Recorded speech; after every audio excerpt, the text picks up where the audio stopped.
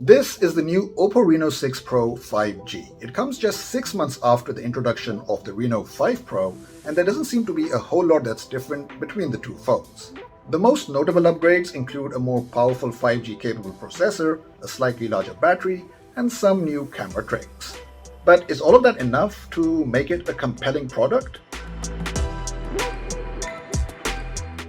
Hey guys, what's up? You're watching the EJ Tech Show. I'm Sahil, and today I'm going to be talking about my experience with the Oppo Reno6 Pro 5G. But first, as always, if you enjoy this video, please do give us a thumbs up, and more importantly, don't forget to subscribe so you don't miss out on any future updates.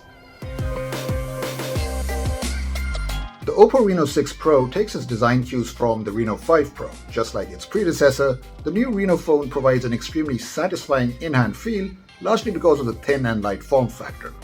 In fact, it's super sleek at 7.6mm and weighs only 177 grams.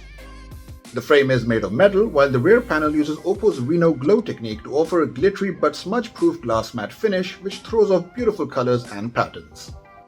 There's a rounded rectangular camera bump in the top left corner which doesn't protrude too much, making this a very comfortable phone to carry in your pocket. Over on the right side is the power key, while the left has the volume rockers, all of which deliver terrific tactile feedback.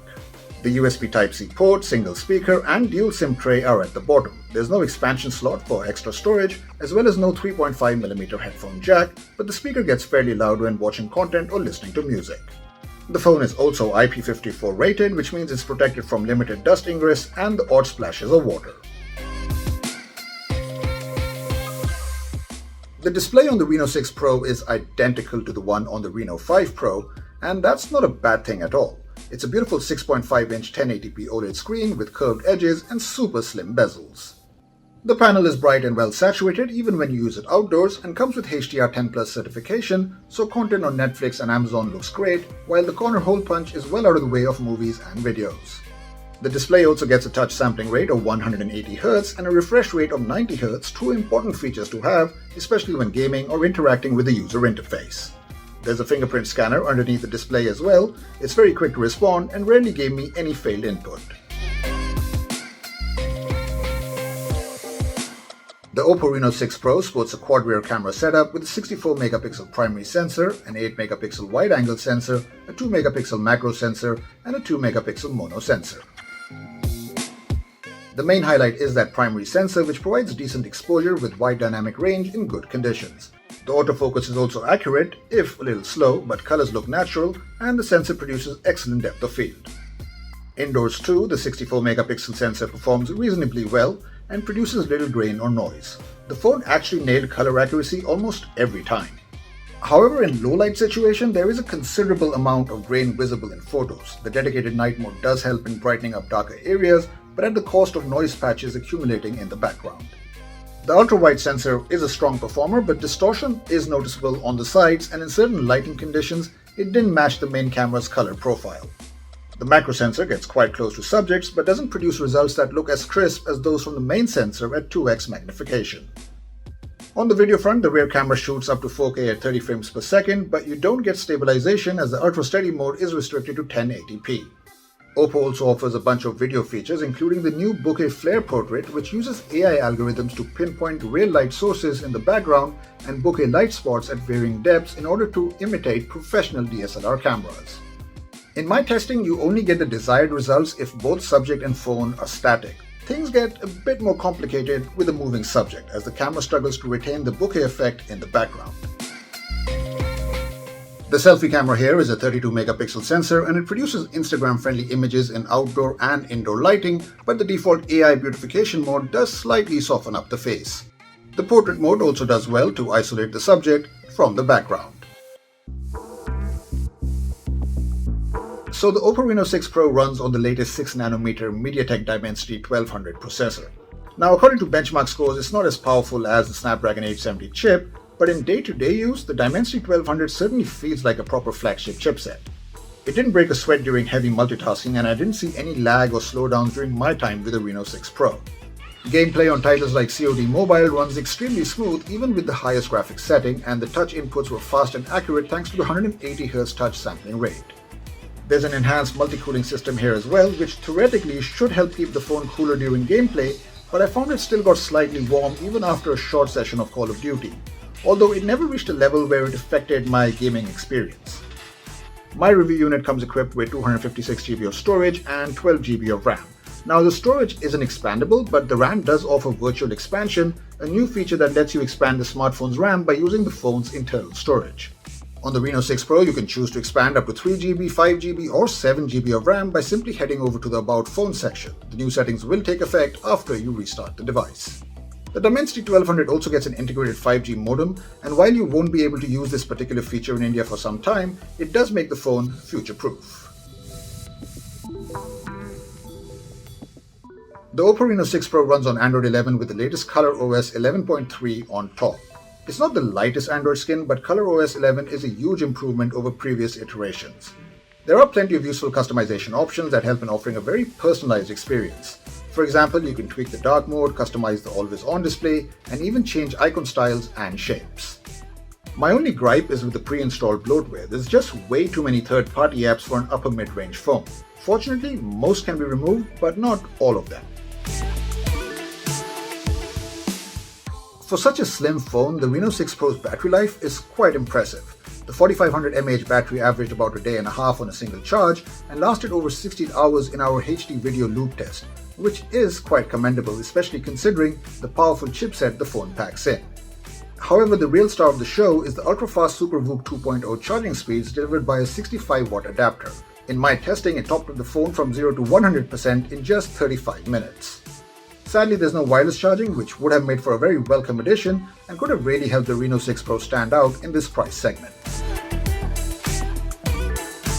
Overall, the Oppo Reno 6 Pro is a solid device, even though it is slightly on the pricier side.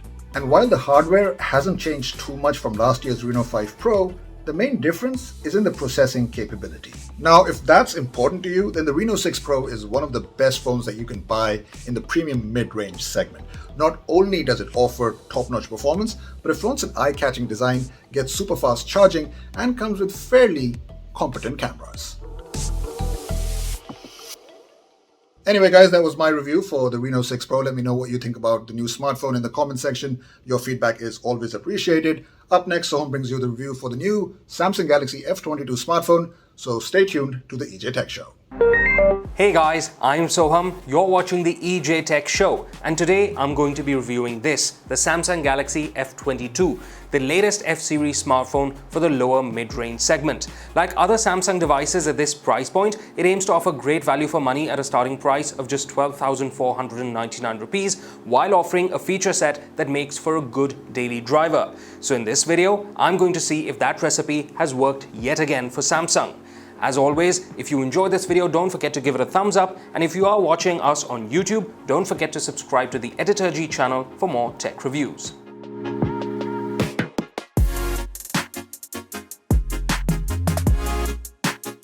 Let's begin with the design, and immediately you'll notice the Galaxy F22 has adopted the new M-series look, most recently seen on the Galaxy M32. Like the M32, it's a completely plastic body, but the back has a textured matte finish, so it's mostly safe from fingerprint marks and fine scratches. Like with previous F-series devices, there's no case or screen protection provided, so if you need those, you will have to buy them separately. The color variant we received is called Denim Black, and it sports a ridged pattern on the back that's quite grippy. The F22 is fairly simple, especially in this color variant, but it still manages to look quite modern thanks to the new design language. The phone is a bit heavy at 203 grams, but it's been balanced well, so it doesn't feel too unmanageable. It's 9.4mm thick and the edges are rounded to help with grip and comfort.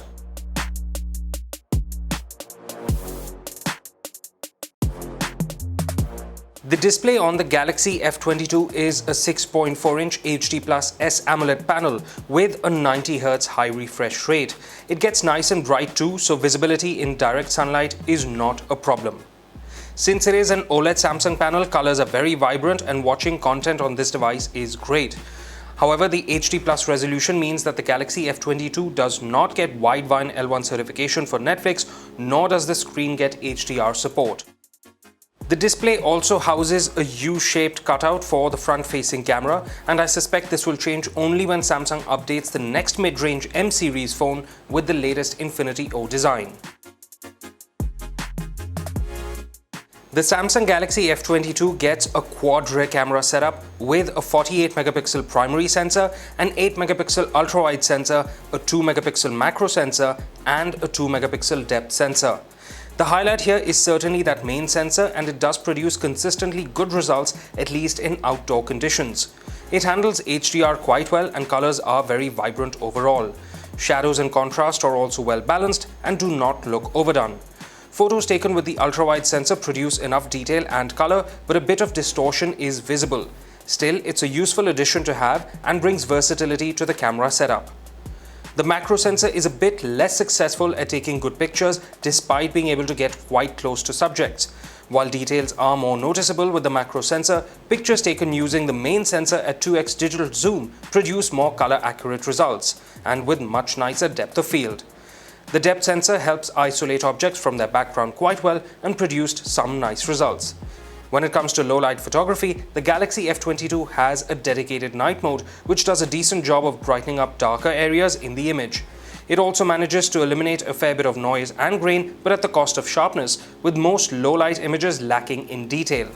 The Galaxy F22 shoots video at up to 1080p resolution at 30 fps and gets a dedicated slow-motion mode that shoots at 720p resolution.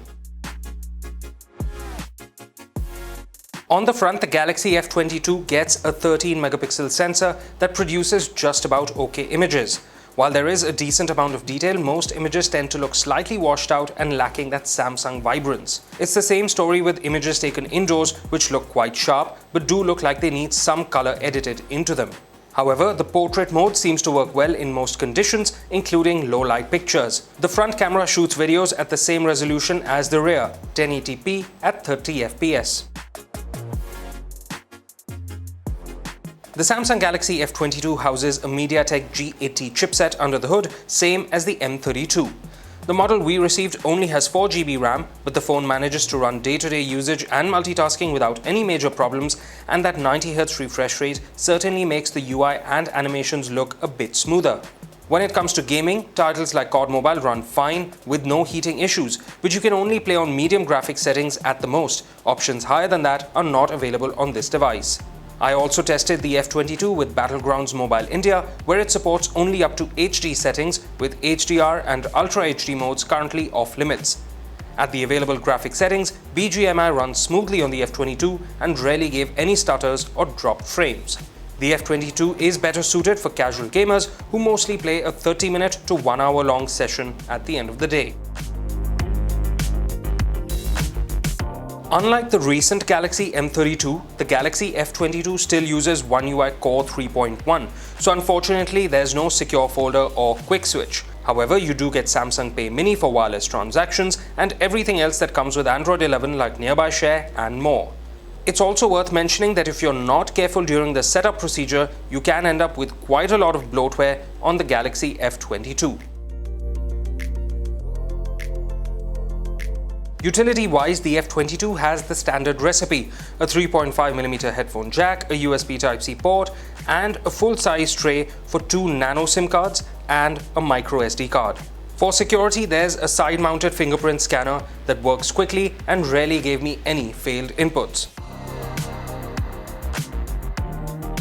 The Galaxy F22 gets a 6000 mAh battery under the hood, with which you will easily get a day's usage with the 90Hz refresh rate turned on, and even more if you use it sparingly. The phone supports up to 25-watt charging but comes bundled with a 15-watt charging adapter. So even though the phone lasts a long while, it takes around 2.5 hours to go from flat to full. Overall, the Samsung Galaxy F22 offers a good feature set at a starting price of just 12,499 rupees. If you're looking for a good battery life, a bright screen, and usable day-to-day performance, the F22 is certainly worth putting on your list. Hey guys, what's up? You're watching the EJ Tech Show, and in this video we're taking the recently launched OnePlus Watch Cobalt Limited Edition through our unboxing treatment. As always, if you do enjoy this video, give it a thumbs up and subscribe to the Editor G channel for more tech content.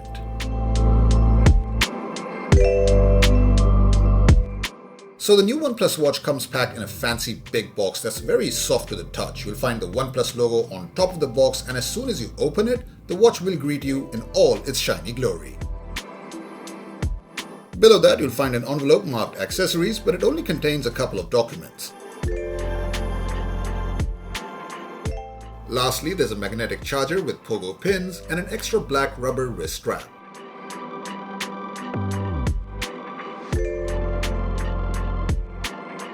Anyway, let's take a closer look at the star of the show, and in case you were wondering, the OnePlus Watch Cobalt Limited Edition has the exact same specifications as the regular model, including a battery that promises to deliver up to 14 days of life and IP68 water resistance.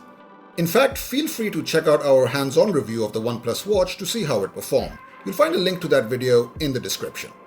Now, what makes the OnePlus Watch Limited Edition different from its original variant is the fact that its middle frame utilizes cobalt alloy, a very unique material that's supposed to be twice as durable and corrosion resistant than stainless steel. The cobalt alloy also gets a beautiful gold tinge, but we notice that the polished finish does attract a lot of fingerprint smudges. On the right side are two buttons, and one of them actually has OnePlus etched into it. Meanwhile, on the back are the two pins where the charger connects, and you also get all the necessary sensors for measurements.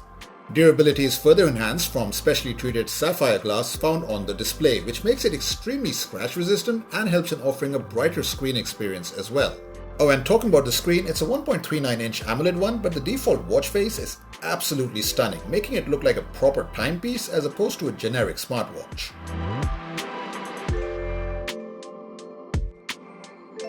OnePlus has also provided a green-colored vegan leather strap, which feels way more premium than the silicone band found on the regular model. The strap is accompanied by a butterfly buckle, and it nicely matches the cobalt alloy's gold color. Priced at 19,999 rupees, the Cobalt edition is definitely one of the best designed smartwatches out there. It's perfect for anyone interested in the OnePlus Watch, but wants something a bit more exclusive.